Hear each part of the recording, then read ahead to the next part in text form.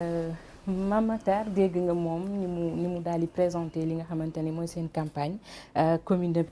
comité bi tamit lan moo ko tax a jóg waaye yow ci conférence ak yenn kii yi ngay publier dañuy gis ne ni nga daal di wone wala ni ngay tekkee campagne bi dafa xaw a choquant entre guillemets un peu parce que yaa ngi naan pour que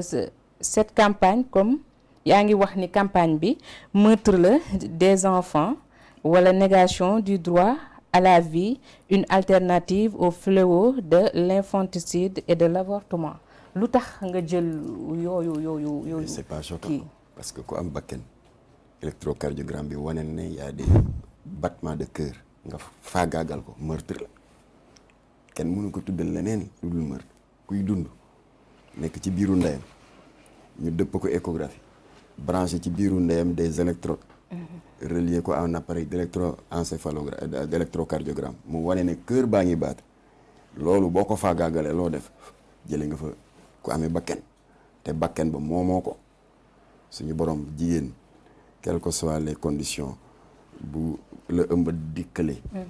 yow réceptable rek nga waaye la fa ne yàllaa ko moom te suñu borom la mu ci wax ci téere alxuraan ci injiil bi yonent yàlla Insa lu leer la ci alxuraan dafa ne wala xadd karam naa bani aadama man suñu borom dama fonk doomu aadama waaye balaa loolu dama bëggoon déplorer un peu yenn jigéen ñi nii ñuy xataraayoo ci réseaux sociaux yi ñu ngi yàq Jamra lu ne am na ñu naan waaw ñoom xeex nañu bu yàggul contre confession érotique bu Canal Horizon parce que dañ ko doon diffuser à des heures de gratuité te waa Jamra jàpp nañu ne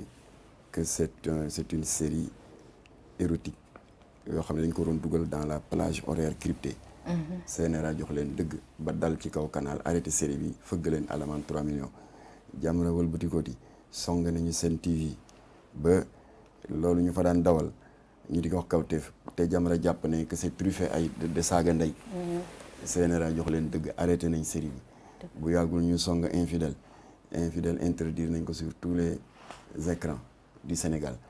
le pire nag mooy song nañu cirque noir bi ñu wax ne c'est de la pornographie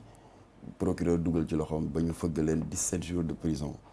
après 2 ans de prison avec sursis pour le producteur et 6 mois de sursis pour les acteurs léegi Jamra nag pare nañ ci ñooñu ñu ngi jublu ci ñun nag bëgg a dal suñu kaw ñun féministes yi voilà ce qu'on entend dans les réseaux sociaux demeewul noonu te wala dafa wax ne weddi gis bokk ci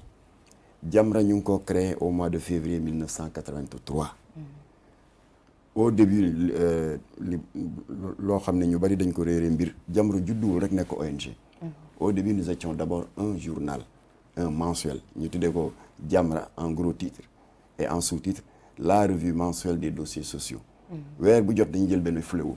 traité ko waxtaan ci de fond en comble interroger des médecins des spécialistes def nañ ko sur la drogue def nañ un dossier sur l'exploitation des talibés def nañ un autre dossier sur la prostitution ainsi de suite ba ci dossier sur l'avortement moo nekk ni kii c'est un scoop de Leral voilà un numéro qui date du mois de février 1988 Jamra c'est le numéro 11 léegi boo ubbee fii lan ngay gis fii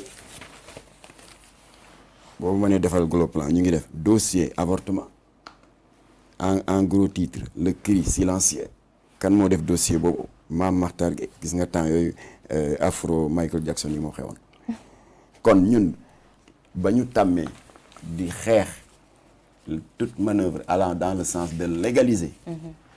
ce meurtre d'enfants dans le ventre de leur mère c'est-à-dire avortement bañ ko dalee di xeex ça fait 38 ans kon nag ces jeunes féministes là yi dal ci kaw Jamra d'une manière qui discourtoise wuuteeg Ndeye Amy Sakho ak docteur Camara yi nga xam ne Jamra dañu leen yàgg apprécier ci seen courtoisie ak seen teggin kon jeunes féministes yooyu nañu xam ne Jamra ba mu tàmbalee di xeex lii ñoom juddooguñu ñee ngi am 26 ans ñii 27 ans et cetera ça fait 38 ans que nous sommes dans ce combat-là di freiner des 4 fers pour ñu bañ ko légaliser comme ni ñu ko defee en France en 1975. D'accord. ginnaaw bu ma leeralee loolu ba noppi nag ma bëggoon wax ni position yi ci Jamra défendre. Ce ne sont pas nos positions à nous. Nous n'avons pas de position. ñun dañu sukkandiku ci suñuy valeurs sociales culturelles et religieuses. D'accord. te mës naa ko reproché Ndeye Amy Sakho dafa ma mës a may seen benn flyers ñu naan waaw d'ailleurs même l'islam les différents courants de l'islam ne parlent pas d'une seule voix parce que effectivement xam nga l'islam dafa am 4 grands courants des écoles de pensée il y a la jurisprudence hanafite, jurisprudence hanbalite, chafi et malikite. waaw parce que telle école de pensée nee na avant que ñuy considérer l'embryon comme ayant une âme c'est 120 jours beneen école ne 40 jours keneen ne mu ne ñoom seen bopp bokkuñu kàddu ma ne ko nag ça c'est une communication désastreuse te day leen di làcce Sénégal yàlla def na fi sutura boo dajale këru diine yëpp Touba Tivaouane Ndiassane Thiénaba Niassène Medina Baye Layène famille omarienne ñoom ñëpp ñu ngi tënku ci ngiru imam Malik kon fii divergence d'école de pensée islamique amu fi kon ñun ñëpp ñu ngi tënku dans l'islam malikite et imam Malik bi sos boobu Coran lu mu wax mu ngi ko jëlee ci hadisul qudsi bu wér bu ñu jëlee ci imam Muslim hadisul qudsi pour jeunes yi ñuy suivre mooy hadis yoo xam ne donte la du alquran waaye suñu borom moo ciy wax ak ñun imam Malik ne bu fœtus bi amee 42 jours dans le ventre de sa mère fœtus c'est l'ovule de la mère fécondé par le spermatozoïde du père alors au bout de la 42e nuit suñu borom dafay yabal benn malaïka chargé ko d'une mission bu ñuy wax ruuhu rabbaniya consistant à insuffler une âme dans l'ovule fécondé de la mère à partir de ce moment-là chariatul muhammadiya considéré na ne bakken taxaw na te jëmm jooju ku ko faagaagal commettre nga un meurtre qui appelle une réponse judiciaire. La preuve ñaari way dencante bu ñu xasee ba jote lan la ñuy def dañuy toog diglu parce que la ca des xamuñu ci dara domaine yàlla la et ñu ngi sant yàlla nag bi nga xamee ni lii l'islam proclamé te ma wax ko léegi il y a 1400 ans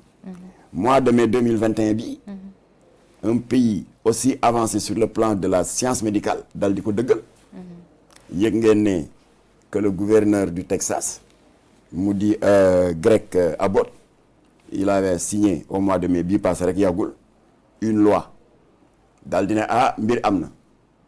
gars yi ne ko lu xew mu ne am na ay way kër docteur yi indi ay gëstu yu bees nee nañ daal au bout de 6 mois gis nañu ne que fœtus bi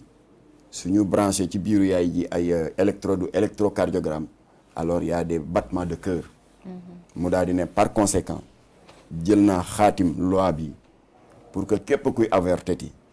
en dessous de 6 semaines amul problème waaye bu xasee ba egg 6 semaines ku avorté jàpp nañu ne faat ba kenn nga faat alors ñoom ñu daal di dem uti ay avocats yu xarañ les mouvements féministes américains daal di saisir la plus haute juridiction pour mu casser cette loi du gouverneur du Texas alors